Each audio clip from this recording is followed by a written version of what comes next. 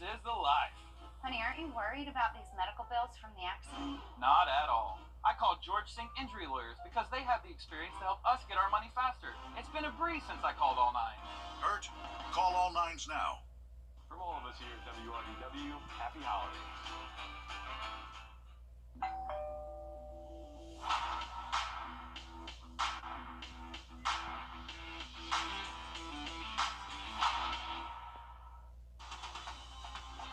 Live from Augusta, you're watching News 12, live at 5. Good evening, I'm Meredith Anderson. Tonight, we are learning new information about the victim in that deadly shooting at Fort Eisenhower over the weekend. Investigators say 25-year-old Natravian Landry, an Army National Guard soldier, shot Sergeant Andre Stewart Jr. after finding Stewart asleep next to the mother of his child. Stewart died at Eisenhower Medical Center. Landry is charged with murder. Today, the victim's family is speaking out about the man they knew. Your Hallie Turner joins us live in our newsroom with what they had to say. Hallie. Well, they're devastated. The loss of a child is a pain no mother ever wants to experience. But Andre's cousin, Deborah, says losing him a week before Christmas and 3 weeks before his birthday is a different type of hurt. Judy. You are about to enter the courtroom of Judge Judith Scheinman.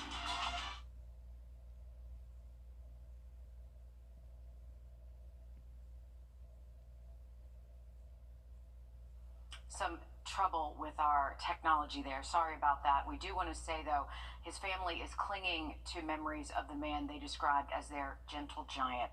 They told Hallie that within the first 5 minutes of meeting him, that you'll be able to pick up on his kind demeanor.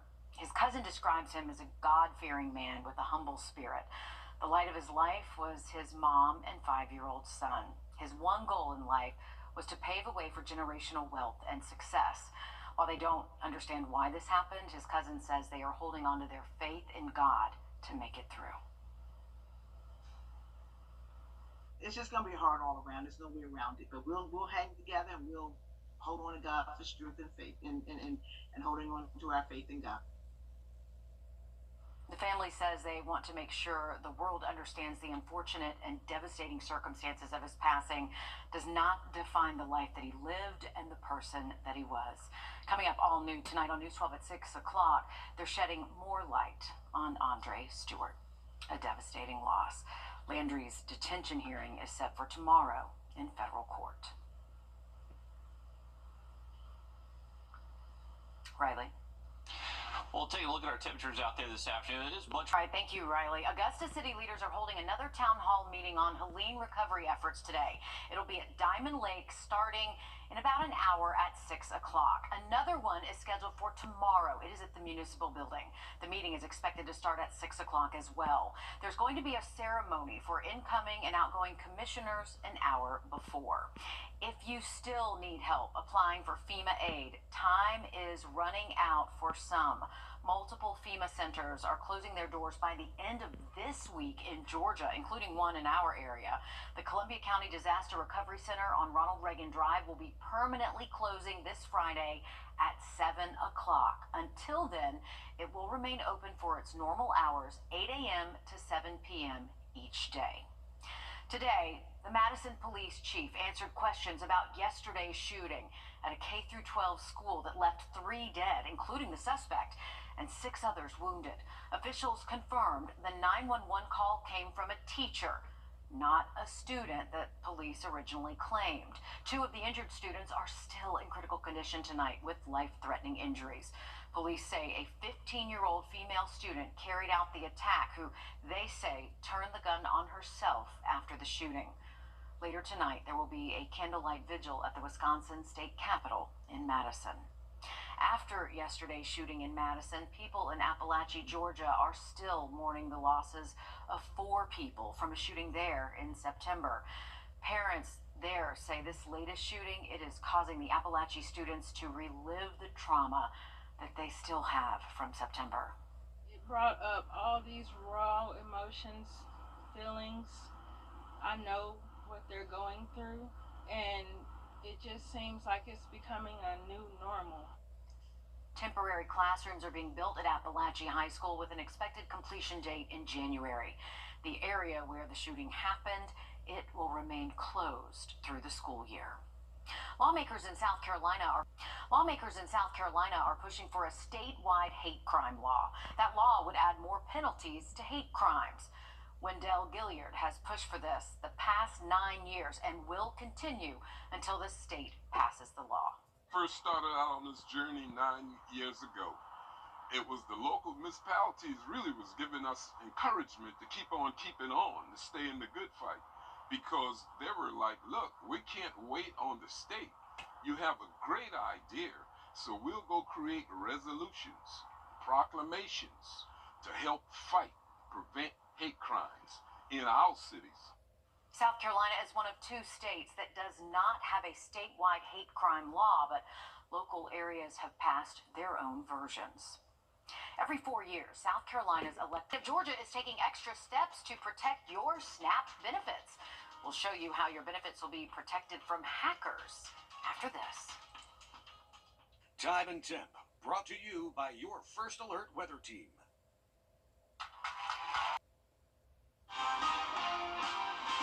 Breaking news live at 5. The Burke County Sheriff's Office is asking for your help to find this suspect in connection to a drive-by shooting.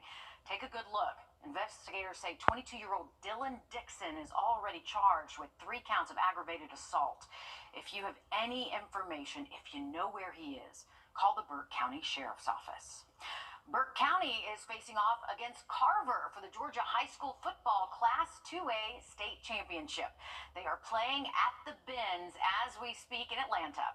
The Burke County Bears are coming off a 12-game winning streak after beating Rockmart last week.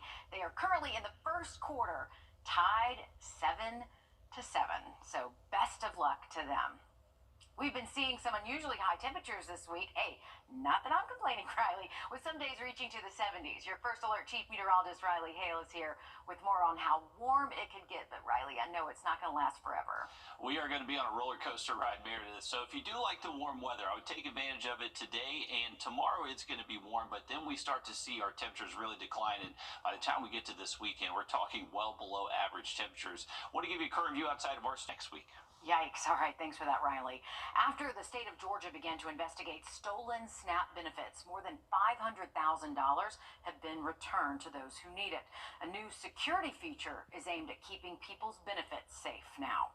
Brittany Ford has more on what people say the state should be doing. That's Nigel. He was born in India. He has osteogenesis imperfecta. Susan Peak is a mother of 3 who's on disability.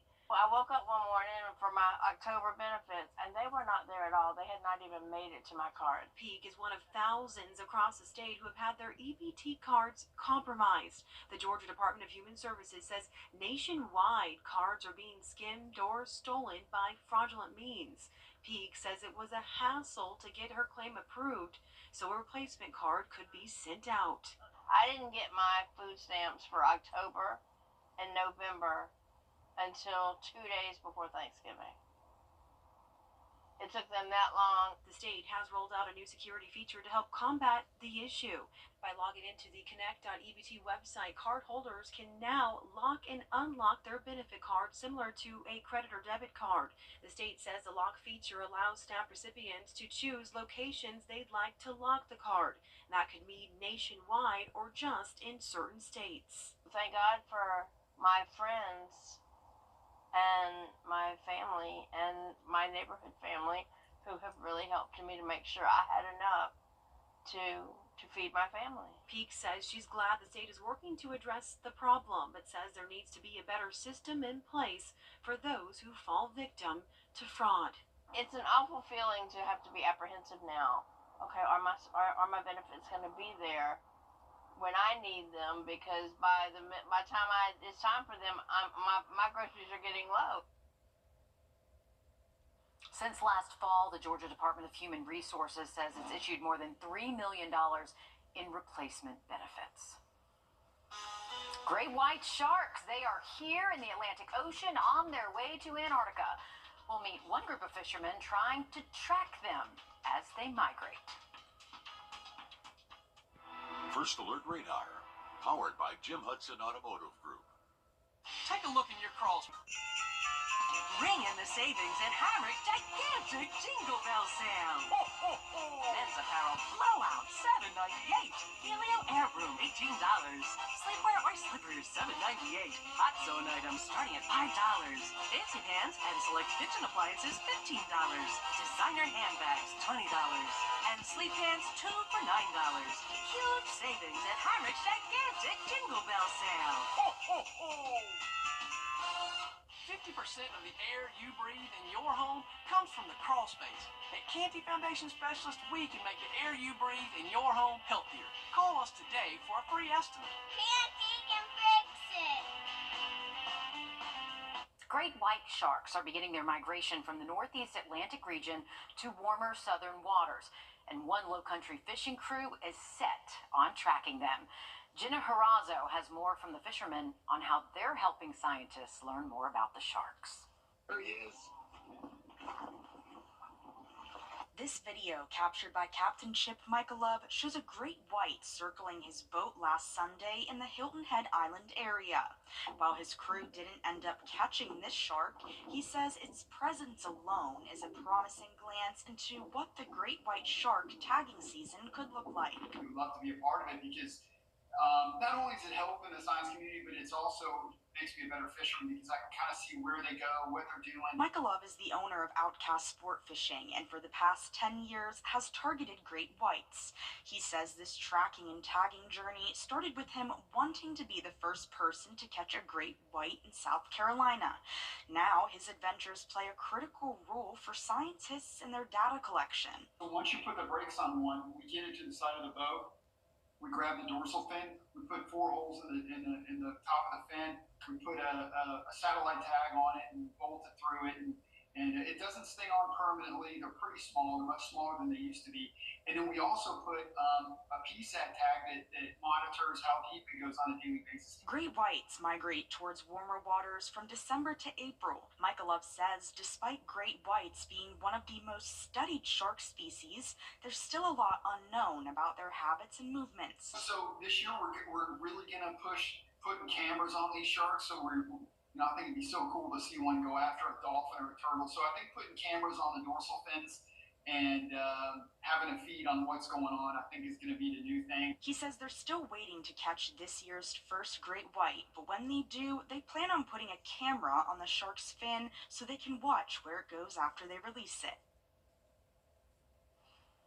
Now, he says putting tags on sharks allows us to know more about our ocean and marine life, adding that there are so many benefits to learning what happens post-release. I'll be looking forward to that for sure. Riley, interesting stuff. It is just right off the coast. You never know what's swimming right by you there off the Carolina coastline. Hey, looking ahead to next week for Christmas Day, it does look like we are going to see temperatures a little bit below average. It does look cloudy and rain chances technically not zero. Look at our current 7-day just after the break. From us here at News 1226, Merry Christmas and Happy Holidays. Happy Holidays from Parker's Kitchen. Sending a world of good wishes to our invaluable team members. Thank you for making Parker's the best place to work and shop. You're watching News 12 live at 5.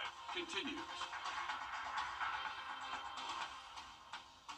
What a ride it has been to get to what you see on your screen. The I-20 at Savannah River Bridge replacement is nearly complete. Can you hear the excitement in my voice? Yeah, no, I'm very excited too. Construction began 5 years ago this month in December of 2019. Of course, we didn't think we'd be here this long, but this is a massive project spanning state lines and nearly 2 miles of what is our area's busiest highway here. Good evening and thanks for joining us live at 5. I'm Will Rio. And I'm Meredith Anderson, and like many of you, we drive this every day. Your Sydney Hood joins us live at 5 just off I-20 now. Sydney, 2025 is going to be the end of this project, right?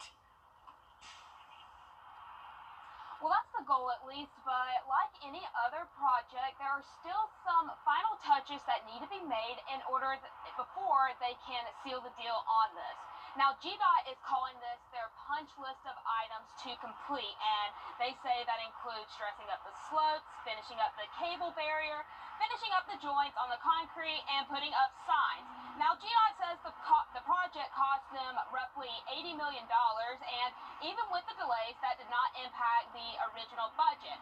GDOT says while there are several factors that kept them from finishing sooner, like supply chain issues and the pandemic, so with this early 2025 end goal in mind, GDOT says that they are prepared for any roadblocks that may come their way.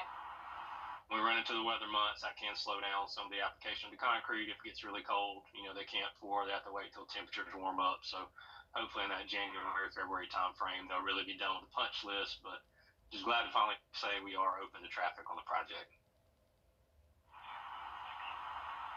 Now, I think many drivers can agree with what you just heard from GDOT. They are happy to see traffic flowing on these lanes right now, even though it doesn't seem that way with people just getting off work. Kind of seeing a little bit of a delay back here behind me. But coming up all new tonight on News 12 at 6 o'clock, we'll break down for you how we got to this point and how soon exactly we can expect before this project is completely finished. I think Kyle with GDOT is probably one of the happiest people that this project is going to be done because he no longer has to talk to us about it. That's He's right. just ready to get this over as well. I think a lot of drivers are right behind him, though. Absolutely. Thanks again, Sydney. All right, we're taking a live look over our station at Riverwatch Parkway now as we head over to your first alert. 10 minutes. Thanks, Riley. We're learning more about the deadly school shooting that killed 3, including the shooter, and injured several others in Madison, Wisconsin. Since the shooting occurred at around 11 a.m. Central Time yesterday, authorities identified the shooter as a 15-year-old girl who went to Abundant Life Christian School. The victims have not been officially identified, but we know that one was a student and one was a teacher. Authorities also clarified that a second-grade teacher made that first call to 911, not a second-grade student like Madison police initially reported. The motive still unclear tonight. Meanwhile, back here in Georgia, yesterday's events were the first deadly school shooting since 4 lives were taken at Appalachian High School in September. In the 3 months since, the Winder community has continued to pick up the pieces since that tragedy took place. As Blake Devine reports, this week will be difficult. At Appalachian High School, things have changed since September. The memorial under the flagpole filled with flowers and balloons is gone, yet the memories remain. Monday, another school shooting 900 miles away in Madison, Wisconsin, has community members reliving one of the worst days of their lives. It brought up all these raw emotions, feelings.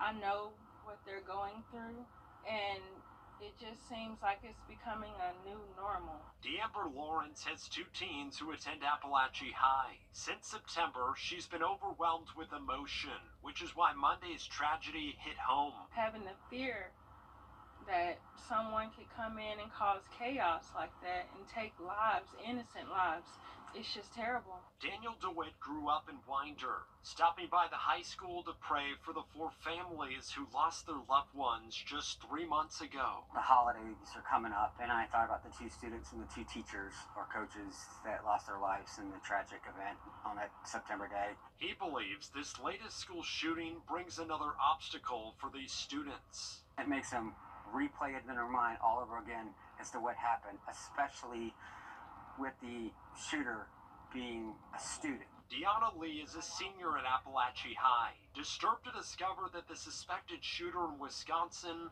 was also a student. We all mostly grew up together, so you wouldn't think nobody would do that, but it happens and it's scary. Temporary classrooms are being built at Appalachian High School. They should be ready by January, as the entire hall where that shooting happened has been closed since September. A South Carolina man is charged with pointing a gun at kids playing hide and seek. Now, this happened over the weekend in Myrtle Beach, where reports show 64-year-old James Blanchard admitted to pulling a handgun on 2 kids in his yard. The police report states Blanchard took it upon himself to deal with the kids playing in his neighborhood. Another child heard the commotion as Blanchard ordered the kids to lay on the ground and alerted the authorities. Blanchard is charged with 2 counts of pointing and presenting firearms at someone. He was released on a $10,000 bond. Well, doctors are on high alert as the spike in illnesses are putting a damper on holiday plans. The most common respiratory illnesses this time of year are the flu, the common cold, RSV, and walking pneumonia. According to the CDC, as of December 13th, there's a very high amount of RSV being detected in our wastewater systems and a very high number of emergency department visits for RSV as well. South Carolina's number of emergency visits for RSV coming in at high, and both states' data continues to climb. Doctors say a lot of this is tied to the cooler weather we've been seeing. They are more prevalent around this time because the temperate climate, the cold weather, actually is when these viruses thrive. And also people, they're close spaces and lots of gatherings, so there's a lot of chance for easy spread, in spite of hand washing and all, of course, which is number one, but we do see more incidents of newer infections during this time. Doctors suggest teaching your children the importance of hand washing as soon as possible, making sure your child is up to date on vaccinations, and keeping them at home if they are sick. That can help reduce the spread of illnesses. On your sideline. Happening now live at 5, Burke County is facing off against Carver Columbus in Atlanta for a state title. Your Alyssa Lyons joins us live from the Mercedes-Benz. Alyssa, what's the score and how's our team doing? Not pretty good, and you're not going to be happy about it. They are down 24-7 to Carver Columbus with under 5 to go left before halftime.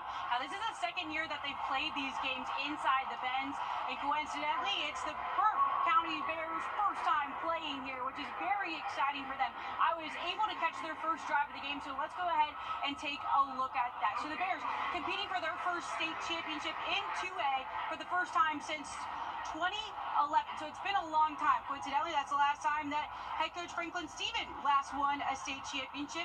They won with Tucker back then, and this is also the first time that they've been 13-1 for the first time since 1997. So it's a big deal that they've been able to create some different types of look here at Burke County in order to get them to the 2A state championship. The first drive didn't really go as planned. They went 3 and out, but were able to recover on the 48-yard line. And then Kevlin Scott came in to finish her off at 18 yards out, in for the touchdown for them. They still have a lot of work to go. This is one of those games where it's very fast-paced. There really isn't a lot of time to huddle, and they're trying to get their guys in and off the field as fast as they can to shake some things up against Carver Columbus, which Carver Columbus is probably the most evenly matched team that this Burke County Bears team has seen. A lot of people comparing them to Thompson.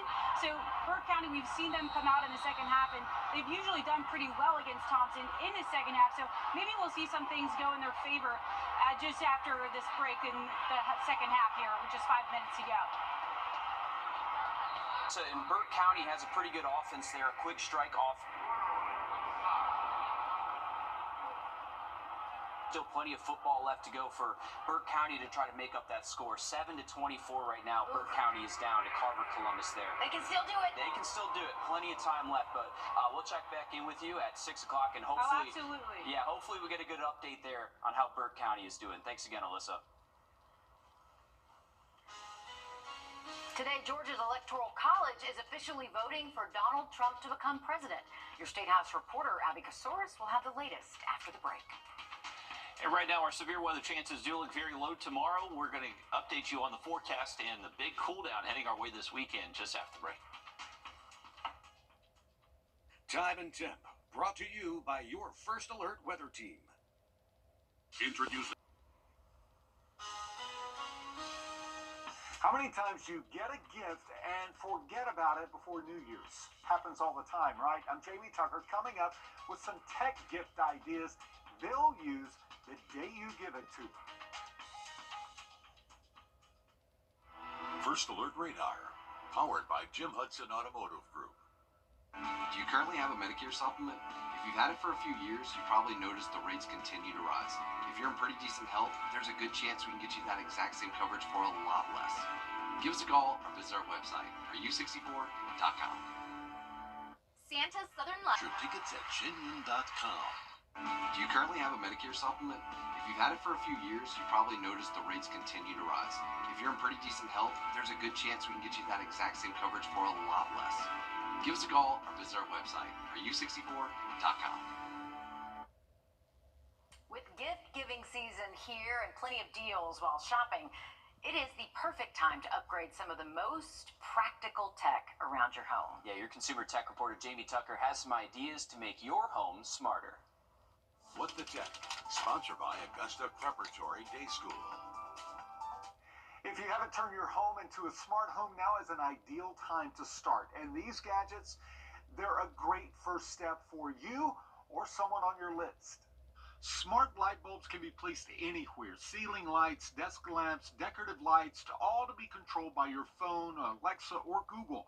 Need to match paint but don't know the color? The Nix Color Sensor has a built-in camera to capture the exact color of a wall.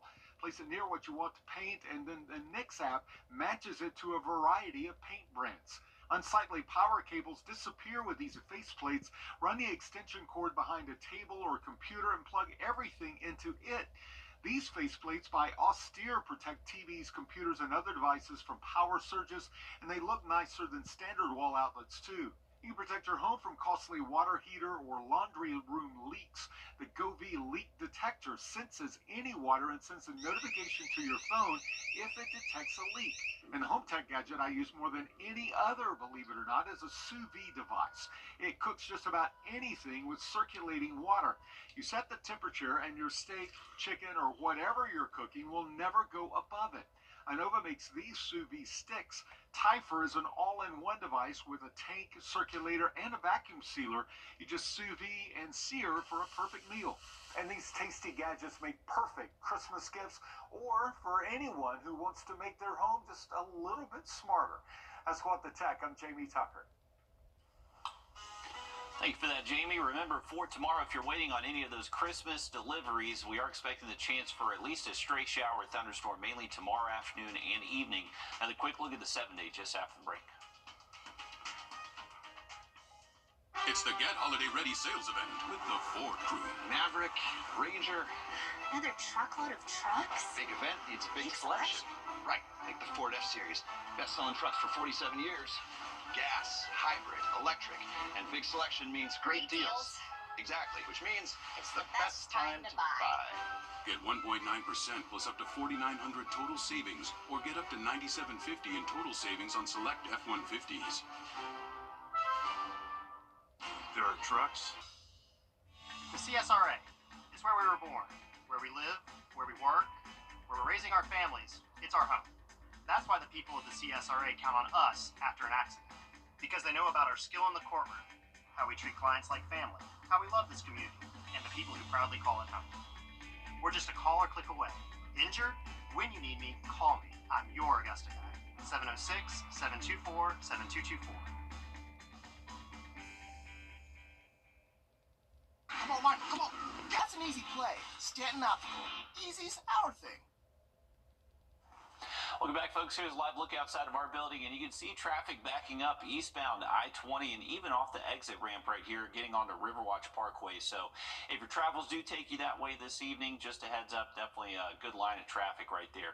Temperatures trying to cool off a little bit after seeing temperatures this afternoon hit the 70s. Right now we're at 67 degrees. We're going to keep our overnight temperatures in the 50s tonight, so not going to be overly cold. Once we get to tomorrow, should still see the 70s again for our Wednesday, but take a look at what those temperatures do for the rest of the week. Start to drop back down to the 60s as we close out the work week, and then we're talking high temps only in the 40s by the time we get to Sunday. So take advantage of the warm weather if you like it while it does last. Heading into tomorrow, our best chance for rain would most likely be in the afternoon, early evening. So if you do have outdoor plans around that time frame, make sure you are keeping an eye to the sky. Not expecting a lot of severe weather, but can't rule out maybe a stronger wind gust or two, and always having to worry about that lightning with these storms. So stay weather aware out there tomorrow. All right, thanks, Riley. Stick with us. More news, weather, and sports coming up after a short break on News 12 at 6 o'clock.